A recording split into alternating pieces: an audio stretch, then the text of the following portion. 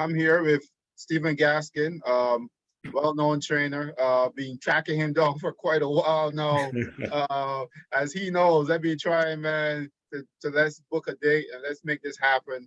And finally, somehow, miraculously, we made it happen. So today I'm speaking with Stephen Gaskin from Barbados to Canada, and now big-time trainer down in Winnipeg. I've been reading some stuff about you back in 2018 and so forth, and it's looking good. I know there's a little bump right now because of COVID and stuff like that, but I'm pretty sure you're gonna get back on your high horses all over again. So welcome, man. Thank you. So tell us, the viewers out there, a little bit about yourself, Mr. Gaskin. How you started, man. How you got into this horse racing business? You know, it wasn't really my plan to get into horse racing, but my cousin Randy Comerbach, who was Ronaldo Comerbach's brother, we raced together. We went to school and all that stuff, and he was really, really small, and he got right in first. And he said, cuz this is what I'm doing. Maybe you should come and try it. So I just went along for the ride, basically, and I got on a pony and I started linking it. And then after that, that was basically on weekends. But what we used to do, we would get off the bus after school and go to the polo fields just to get a ride from after polo is finished, just to get a ride back to the stable. So then I got more. Pardon? No, those are the polo fields down in St. James. Yeah, in Hoarders Hill. All right, cool. So I mean, then I got a liking for it. So then, I mean, between there and going to where he was learning to ride, he went on to get his exercise license, and then it was the only one going to the. I wouldn't really call it a farm. It was a guy called Erskine Grimes who had a couple horses there. One was a pony, one was a thoroughbred he was trying with. He and his dad. And I stayed there and eventually got my exercise license. Then obviously apprentice license. And I've been going there since then with a break in between. Right? But at the end of the day, it's something that just grew on me. So right? At what age was that again? I would say about 13 years old, 13, 14, that age. Yeah. That's pretty young, Yeah. Yeah. I got my jock's license when I was still going to school, actually. I was like 15 years old when I rode my first race. Wow. 86 pounds. 86 pounds? Yeah. Stephen, compared to how you are right now, I can't even imagine, man. I know. It's just funny listening to you guys now that you all matured and see how you guys used to ride, and it's just interesting watching how you guys are grown now compared to when you were back at 86 pounds. It's amazing, man. So yeah, how many years did you ride in Barbados, so that people that are not familiar with you, because there's been quite a few people who've been asking about you. So how many years did you ride in Barbados? To be honest, I think I rode up to 98 or something like that, but I can't give you an accurate time frame. But I can tell you, it was like I wasn't disciplined. I was one of the guys that wasn't disciplined. So like sometimes you ride for a couple of years, then you just go missing. Right. You know what I mean? It was that type of thing. And I should mention that after I got my jock's license, and I should give some respect out to Andy Nichols, because he's deceased right now, and I should remember him for that, because he saw me going for my license a couple of times on younger horses, and he reached out to me and gave me a horse. He gave me my first ride He gave me my license, my first ride, and my first win, right? And I rode for him for a bit, both at the track and me galloping at the track. He gave me a few rides, and on the farm, I used to live on the farm with him. He really looked after me. He took me under his arms, and he really did a lot for me starting out, because it's really hard as a young kid. There's so many riders coming in from Trinidad. The English riders were there, and then you had all these top riders like Patrick Hasmas, Anderson Ward. Like there was a whole lot of guys there. So as a young Lopez, like there was a lot of guys there. So coming in as a young kid into the sport, it was really hard. So I mean, like for him to acknowledge me and took me under his arms and give me a shot and a chance, I mean, like, is much appreciated. I mean, he's not here right now, and so rest in peace, but I really would never forget that, what he did for me. Oh, that's beautiful, man. Because we should never ever forget those people who were kind enough to us to give us that, as they say in horse racing term, that leg up, right? So yeah, and before him there was Erskine Grimes and his dad, Tony Grimes, who started us out, me, Randy Comerbach, Jamar Moon, Renato Comerbach, Chris Husbands, a whole bunch of us. All he had was a pony and one thoroughbred. He really he helped a lot of guys, and he's not recognized, but he should be, because he was the stepping stone for a lot of good riders right now, guys that did well before and still doing really well right now. Wow. Right? And he helped a lot of people get going. Yes. So Chris Husbands, the one that rides at Woodbine right now, is that who you're referring to? Yeah. There was a guy called, like, I mean, father and son. They did a lot for. They didn't have a farm or anything, but they had a couple horses, and it's not a major farm, but they help a lot of us guys get started. And I could call a lot of riders there. And Chris Husbands is one. Renato Comerbach is another one. His brother Randy, myself. There was a few other guys. Like there was Jamar Moore, who did really well for himself back in Barbados. He rode a lot of horses in Canada. He won a lot of races actually in Canada. He was up here. And I think Junior should be recognized. I mean, his father is not with us anymore, but Junior and his family, because they were always nice to everyone that came around, and those guys should be recognized as well. Yeah, most definitely. I always like Chris Husbands. I mentioned it just now, Chris Husbands, because he's talented, always smiling, writer. Always smiling. He looks talented, like very talented writer. That's right. So he looked like a young fella. I didn't realize that all you guys rode together. Not that you look older. No. I was before. My time was before those guys. Okay. I'm not young. I'm 48 years old. Hey, look, man, you one younger than me, so time flies by, man. True. And it's a privilege too. It's a privilege, definitely. So right now, currently, you're training at can you pronounce this word? Assiniboia Downs. Assiniboia Downs. I always get mixed up with this one because I'm not used to saying the word, right? So it took me a while. Also. It's all good. Tell me a little bit about down there, man. That's in Winnipeg, right? Yeah, it's a more laid back track. It's a nice track, but more laid back, right?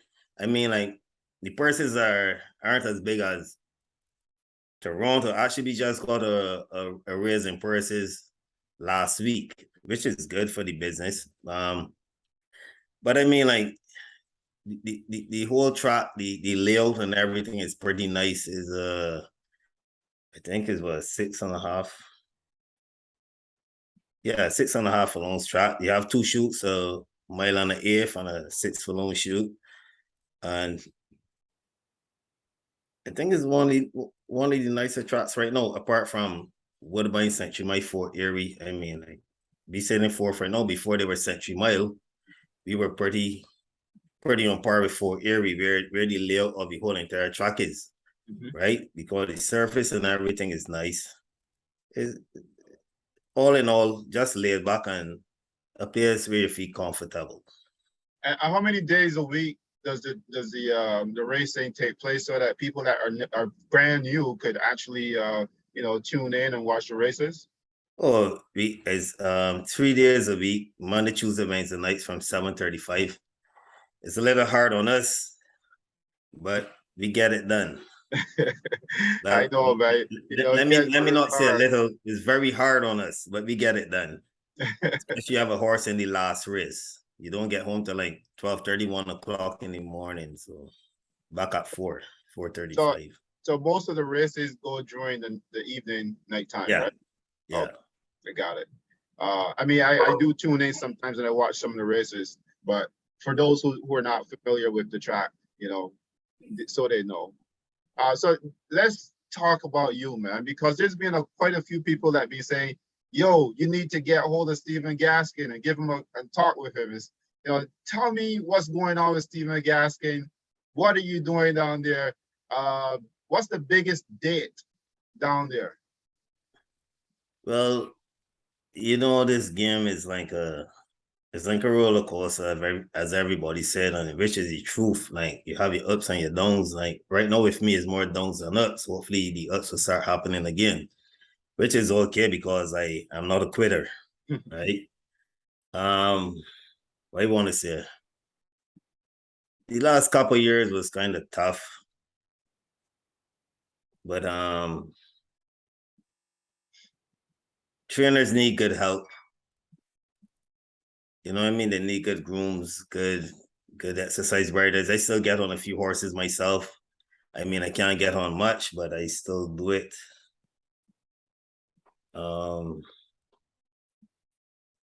Yeah, that's about it. I mean, the past is the past. We're just looking for the future, present, future. I hope things get rising again. Well, you know what, Stephen, it's about the same thing everywhere else. Everywhere else, people are saying they need, help, get help. Every barn pretty much is saying, look, the more help is better. You can't go wrong with more help, But good help. You need good help. Absolutely. Yeah. Like some of my best years as a trainer, like I did pretty well at the beginning, and I had really good help. My good friend Prince Sparks, he's in Toronto right now. I mean, he started in Toronto, he came over here and he helped me out. I mean, really good groom, but I think he's better in Toronto in the sense that there's more for him there. Like being here as a smaller track, and there's not much exposure, right? And Right. he being there, he have the opportunity to take horses to probably Breeders' Cup, to different major races. That don't happen here. So I mean, shout out to Prince. He was major help to me. He was major, he was a good groom, still is a good groom, very good groom. And I really appreciate my time with him. You know what I mean? And he was a big help to me. Do you And get that's it? what you need. You need people like him. Like you need good grooms that is going to show up every day, regardless, and put in the time, and they don't miss anything. And he's one of those guys that fit the script. Well, I'm glad you pointed that out because, as you probably know, I talked with a lot of people at the back stretches right now, right here at Woodbine, and a lot of people are always mentioning the fact that the grooms are very important. How Very. the grooms know the horses very well. So having a good groom around who actually can be kind of loyal with you, it works well in your favor, right? It How, does. how often do you get guys, grooms leaving Winnipeg and maybe flying out to Toronto or somewhere else? Does it happen a lot, or you get guys sticking around? Well, I mean, there was a few guys that passed through here, and they spent one season, and I mean, we finished in September, so that gave them the opportunity. I mean, they have to go through Toronto to get back to Barbados. So a lot of the guys staying there and then they get paperwork done. And then they realize, you know what, there's more opportunity here. So a lot of the guys, they only spend probably one season here. A lot of the guys don't stick around, right? I mean, over there, probably Toronto is probably better. I know it is better paid and they get bigger bonuses. The purses are big. They get, I mean, if you're minding a state horse, you get state pretty well, right? Yeah. So I mean, like, a lot of grooms coming out of Barbados, well, let me say the Caribbean, they're very talented. They know their job. So they deserve to have every opportunity given to them.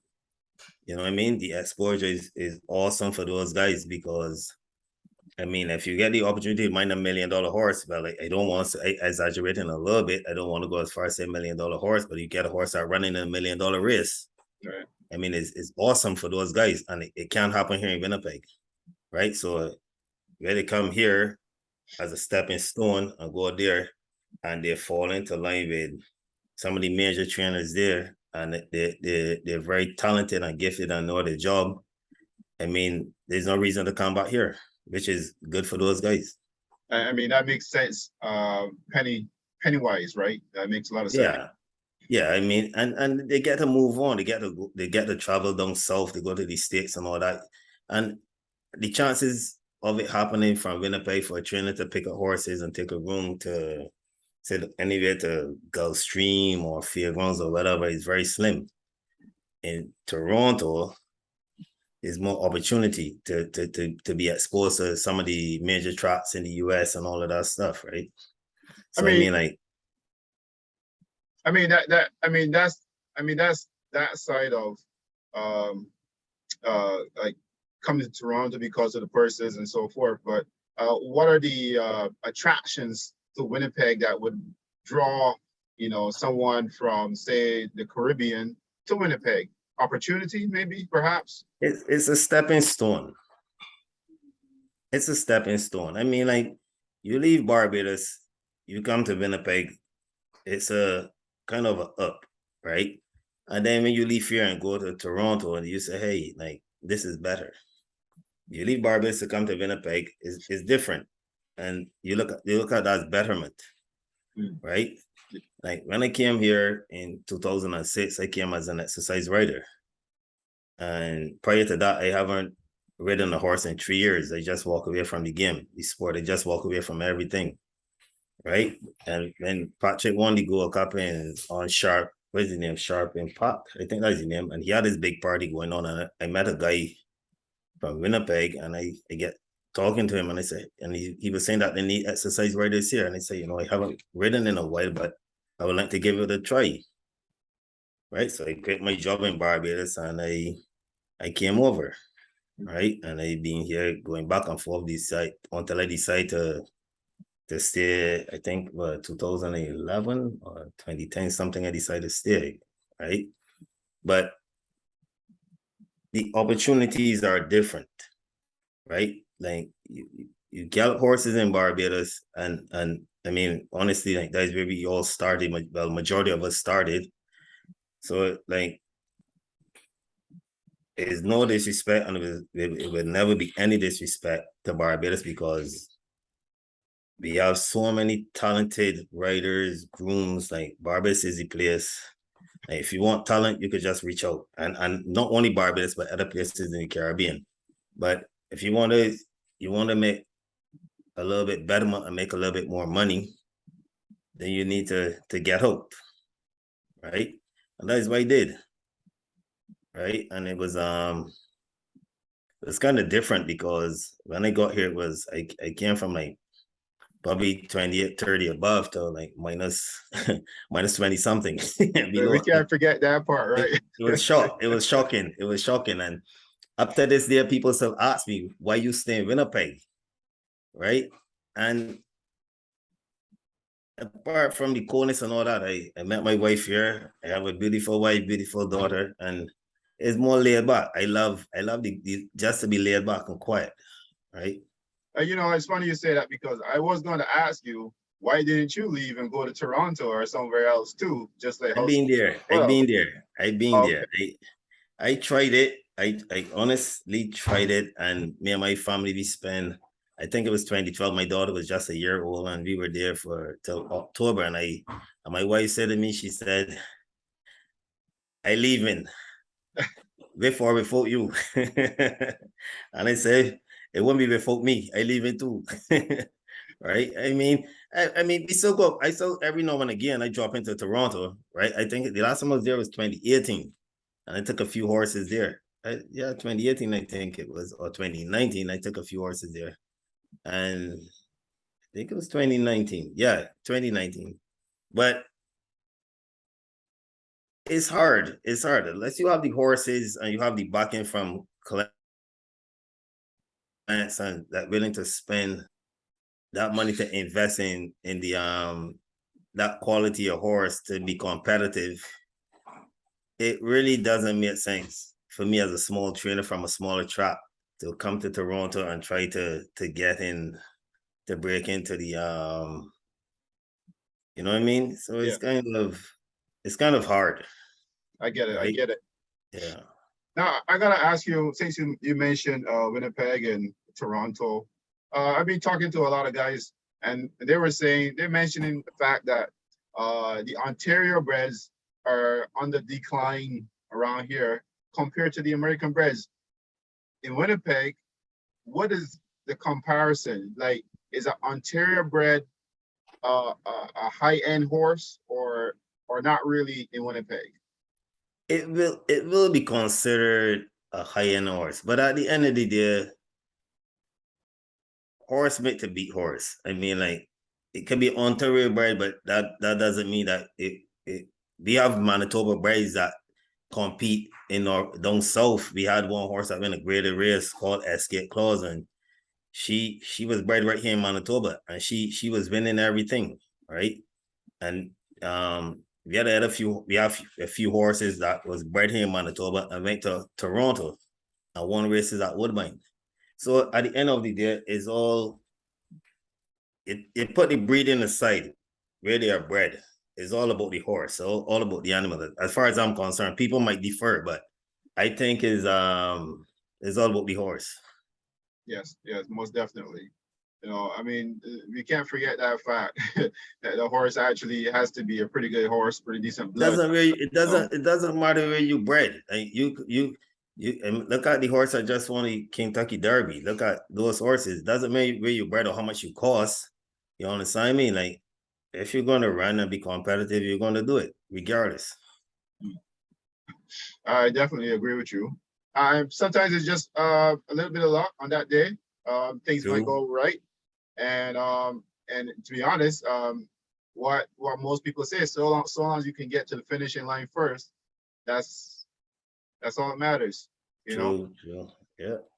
Do you have a bucket list for horse racing? Like, is there some things you would like to check off? Yeah, I mean, I wanna a lot of state races in Winnipeg. Like a lot of the major state races. I think I won what I think 17 states in my career, including the Gold Cup here. Won a couple of them twice. Not the Gold Cup, but a couple of other state races twice. But I would love to win the Manitoba Derby at some point in time.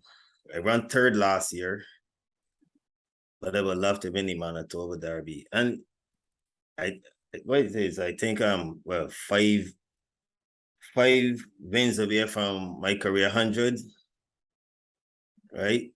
And I think that in that short space of time that I've been training, I think that'd be a good achievement. Most definitely.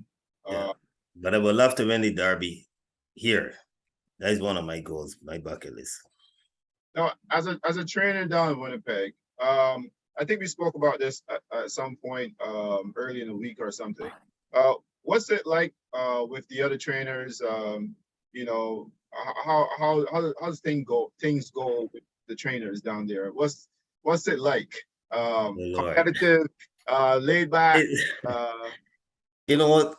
Things have changed through the years. Like racing have been how I really want to put it is hard to explain, but I want to try the best that I can. Um, Please do. I mean, I don't want to like sour anything or whatever, but the sport kind of changed a lot, right? There's more greed and stuff in it more than ever. Like I can remember the days when I first came over here, the first year when I first came over here. Everybody live as one. There was so much unity. People unite. They share everything. You know what I mean? People correspond more. But I find the last couple of years, like there was more hatred going around, which it shouldn't be for some reason at all. I don't know what caused it or whatever, but like guys try to get your horses. I guess it happened at the tracks, at the trainers try to get in there with your clients to get at the horses, but I don't really want to go into that, but I just hope that it will just go back to the way it used to be, and everybody will enjoy the sport more without the hatred and the greed and all of that stuff. Well, you know But it what? changed a lot. You know what, Stephen? The way I see it, love always conquer over hatred, or Yeah. eventually, people. The more people who are nice to each other, the more the other people would get weed out. You know what I mean? But it's not all in all hatred. It's just that they're just greedy. A guy will got 40 or 50 horses, another guy got six, and he tried to get those six from him. And like I can't believe it, right? I just sit back and I just smile to myself and just say, I really can't believe it. I'm telling you. you know, That's horse racing. And not only here in Winnipeg. It's all over right now. Like is terrible, man. It's terrible. the funny thing you say, because today I spoke with a girl, lady, and she's a therapist, and she said, "This is what she said: I love horses. It's the people that I can't get along with." So sometimes the horses are like therapy for some people, and the human beings kind of put us in a foul mood. But I guess it's just the individuals. So, um, who are some of the guys, jockeys that work ride for you down in Winnipeg that are from Barbados? Well, I would love to ride them all, but I don't have the stock. I don't have the amount of horses to ride them all. Like he had Antonia ride for me. I put Nyron Austin on a horse today. He's gonna ride it on Wednesday. I basically go with like I try to help who helped me, right? If you help me get these horses out, I'm obligated. Well, I want to say like I try to return the favor. That's right. Right? I'm not going to make a guy come to my barn and get on horses for me and then give the right to another guy because it's not fair to him. That's right. Right? That's how I look at it. If you help me, I help you. I don't have the best horses on the track. I don't have a whole lot right now. I mean, back in the day, I used to have like 30 horses. I only have 11 right now that I'm working with. And out of that 11, there's 9 ready to go. Well, 7 was running. I have 2 babies now approved, ready to go. 2 nice horses. And thanks to Darwin Clark, one is his. He sent me a couple of horses and one is ready to go right now. But the race didn't go. We entered today. There was only 5, but they never used the race. But I try to work with who work with me, right? Whether you are Canadian, Bajan, Trinidad, whoever come and help me out, I try to return the favor. That's probably the best way to go about it. It's the only way to go because you don't want to get a guy sour. A guy come and get on your horse and then you give the right to another guy. I mean, it's not fair to him, right? It's not fair to him, and I try to be as transparent with these guys as possible. And I mean, if I can't do it, I tell them straight up. I mean, if you come and help me, you might not be able to ride this horse or that horse, but it's all up to you. I'm going to, you know what I mean, try my best to get you the right, but I can only do so much. At the end of the day, we're the trainers, but we also work for the owners. These That's right. motors don't work for us, right? Now, are you in a position where like most of your horses are owned by other people, or are you do you own your horses yourself? I own what? One, oh, that's 11, what, four? How much is mine? I think I own four with the 11. I had five, but just one just got claimed. Yeah, four. I own four of my horses right now. And you just won your first race for the meet or season just the other day, right? That was a blessing. I mean, like as again, I mean, like the ups and the downs. Like this is the first time it took me so long to even win a race. Normally, I'm up there, but you know, I still fighting the battle, man. I still going with it. Hey, well, that's beautiful. I really grateful for that win. I am. Yeah, look, man, it happens. Like I told you earlier, the funny thing about it is, once you catch that confidence, it goes over, right? It goes over. So you'll get another one soon, and before you know it, there's another one. We've been close. We almost had the double. It was just like a little bit, a couple more strides. We would have got it. I don't know if I told you this, but I was speaking with David Cody back in the spring, and he had that horse, Mind That Bird. So I was telling him about the races. I was like, who do you have? Do you have a hot horse this year? He was like, I said, you had that horse, Mind That Bird, right? And he looked at me, he said, right now, any bird would do. That's how it goes. Like, I mean, like you get that win and it kind of like inspire you a little bit more. Like, as I said, I'm not a quitter, but getting that win kind of build my confidence a little bit more. And I know like it's not that you're doing anything wrong, but you need the material to be competitive, right? And you need to have those horses in the right spot. Absolutely. Right. So I mean, like, you need not a little bit of luck, but you need a lot of luck in horse racing. Not a little bit, you need a lot. Don't care what nobody tell you. You need a lot of luck in horse racing. I gotta ask you this: are you enjoying it? What's it like? Is it more enjoyable now, or is it less on the other side in your stage of the game?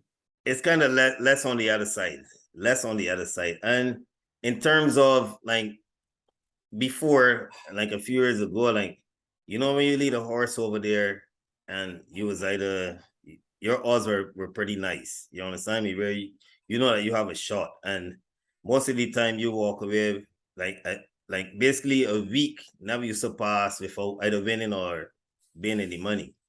But this year kind of like differ in the sense that you lead a horse over there, you look the program, you see 25 to 1, 30 to 1, and you know for a fact that horse isn't 25, 30 to 1. So it kind of make you think, right? Right. And like, what's really going on? I know my horse have a shot, and why be playing these odds? You understand me? So it kind of put you on the not too happy side. I get it. Right? But then after the performance of that horse, then it kind of raise you up a little bit. Right? But no trainer want to lead a horse. Well, I mean, horses don't know odds. Morning line doesn't mean anything. That's right? But at the end of the day, you don't want to be the trainer that lead a horse over there every night at 20, 25, 30 to 1, because it kind of makes you look either you're not a good trainer, you don't have good stock, or you don't know what you're doing. Right? I didn't realize that affected trainers that much. I honestly did not know that, because like I know good trainers who sometimes end up with horses on the long shot end. And I've always wondered about this. Like you talk to trainers and they said the horse is training well, but by the time the horse gets to the track, the odds go up really high. And I didn't realize that affected trainers the way how you explained it to me. I mean, horse don't know odds. I mean, like you could get 99 to 1 winners. I mean, they're going to win if they're going to win, right? But as a trainer, I mean, horses don't know odds, as I've said before. So it doesn't matter to the horse. And I speaking about myself, not other trainers. I don't want to lead the horse over there, even though if I know I have a shot that is going to win, but I don't want to see like those big odds on the board. You understand what I mean? right? But I mean, it happens. I mean, it happens, right? And that's the handicapper's job to put what they think is right.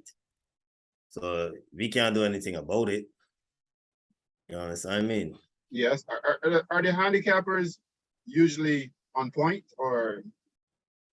I don't want to get involved in that. I would defer or I could agree, but that is not me to judge or to see it. I hear you. I hear you. I hear you on that. Um, championships. How many? How many you have in mind? Tell me all about that. I mean, every trainer would love to win a championship, but to win a championship, you need numbers. You know what I mean? You need numbers to be competitive, to give you more chances to win. And if you don't have the numbers, championships are through the door right away. Right? I mean, at some point in time, yes, seeing it happen, when it happened, or if it happened, it happened. But it ain't something that I would really, I mean, I would like it, but I'm not going to chase after it. Right? I just want to win races when I can. You know what I mean? And I really want to say, I just want to win the races, good races, stake races that pay more. You understand what I mean? Because a trainer only get paid by wins. Right. Their money don't pay a trainer, right? You need to win races to get paid. Right? Yeah, you win more races, you get more money. But if you win the major races, it's better. Well, you know what? In terms of stakes races, down there in Winnipeg, is there any that you right now? I mean, you just told me that you're kind of on the other side, so you're hoping that things would change a little bit for you. It will. It will. It will. Yeah, I got. I have a couple. I got some young horses right now. They haven't raced yet. As I said, I entered them today, and the race didn't go. But the first start they will have will be in a state race because like there's not a whole lot of 2-year-olds get approved or ready to run, right? And in the open company, I think there was only 5 so far. I mean, with that being said, there might be a few more time now on the 10th of August, which is the state race. But there's one race before that, but it'd be too short. But I think if I do run in these state races for younger horses, my chances will be pretty good. 2-year-olds always give you hope. I learned that that saying from Ted Stillholder. He said 2-year-olds give you hope, and they're brand new into the game, and they got a next like as a 3-year-old, they have a chance to do some big things. So 2-year-olds bring some hope and breathe some life into you. Yeah, I mean, I have some nice 2-year-olds, and I honestly think that these younger horses will bring me back where it was before. You're that nice. Or close. I gotta keep an eye out for those horses that you're referring to. I'm gonna have to put my little checklist on Assiniboia Downs and check your horses out at 2-year-olds. I will text you the names after. I just don't want to let it go right now. Please do. Yeah. Do. Yeah, I think they've been training pretty well, and I really wish I got to run them next week, but it is what it is, So now, do you tune into other races outside of Winnipeg, or you keep your eyes open on other spots, or what? How does it work? I watch. I'm going to be 100% honest with you. I love to watch the Bajan guys throughout the world in racing. I watch Jalon Samuel. I watch Lachman. I don't know the kid Kimar, but I watch him as well. I watch Safi. I love to watch Woodbine to see the guys being so competitive, and they're doing an awesome job between Woodbine and Fort Erie. And I love to watch my Barbados racing. I watch them all the time they're on. right? I don't comment or I don't get involved with anything. I just sit back and I watch and see what's going on, and I really get a hype to see how good these guys are doing throughout North America and some of the younger writers. And I see some young writers at home, and I wish they could get out and come over here and show their talent. Right? I mean, there's some really nice writers at home. It's unbelievable to see how talented these guys from Barbados are. And they just can't get the break to get out. And because things change with the paperwork and all that stuff. But I keep track of all these guys throughout North America. Especially like Jolon won a really nice race yesterday at Saratoga. Yeah, I don't know if I you heard about it. Yeah, heard about it it. was nice, right? And Lakshman is doing really good. I mean, and then you see like Jet Li, Kevia, and That's like my guy, man. Kevia's like a little brother to me, right? Know. Kevia dad is Andy Nichols. Kevia's dad that start me out. Like he gave me my license and all that stuff. And Crawford is doing really good. Chris husbands, they're all, and the little kid husbands, Mika, Yes. they're all doing really good. You know what I mean? Well, Patrick, he always do good, so I don't need to mention him. But the other guys, I mean, like, it's very, I mean, I watch all the races when I watch live, and the ones that I can't when they're posted on Kent. Kent always posts everything on his. Oh, shout out to Ken. Ken, Yeah, I shout spoke out to to Ken Kent. today. And He only that, yo. Matty Joseph, he posts a lot of stuff too, and that's pretty good, you know what I mean? Which is Yeah. Safi's brother. They do like really well to keep us up to date, but keep me up to date and other guys of what we miss and what's going on, which is really, really nice, and keep me in the loop, you know. Yeah, I think Kent is doing a tremendous job, man, in what he's doing to help promote the industry, horse racing, get those names out there too, you know, doing a really You good have job. to. You have to. I mean, like, and you're right. Like people that don't know, he made them know, right? That's right. That's right.